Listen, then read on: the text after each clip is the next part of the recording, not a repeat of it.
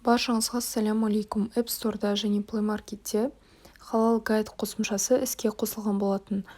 Бұл приложенияның негізгі қызметі қымыдб халал өнімдерін іздеу функциясын жаңа халыққа қолжетімді ету. Біз осылай фильтр арқылы регион мен категорияны таңдайсыздар. Біз мысалы общественное питание таңдаймыз. ок деп басамыз. И бізде осы Қарағанды облысындағы барлық сертификатталған мекемелер шығатын болады. Мен өзіңізге қажетті мекемені тексеру үшін подробнее батырмасын басасыз. Енді осы халал даму сайтында сізге бұл мекеменің қашан сертификат алғанын және қай уақытқа дейінгі мерзімін көрсетеді, контролердің есімі және адресі шығады.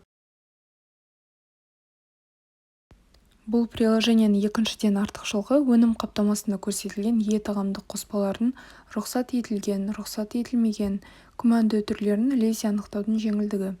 Себебі қазіргі заманда халал тағамдарға спрос жақсы болғандықтан көптеген кәсіпкерлеріміз қымыдб значогын заңсыз түрде қолданады.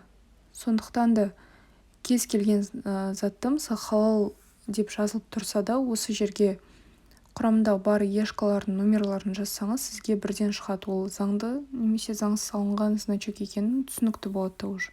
Үшіншіден, халал тамақтану орны, ет дүкені секілді кез келген сертификатталған кәсіпорын мекен-жайын біз тугис картасы арқылы көре аламыз. Алла тағала тыйым салған нәрселерден аулақ болып, адал деген нәрсеге жақын болайық. Баршаңызға ассаляму-алейкум.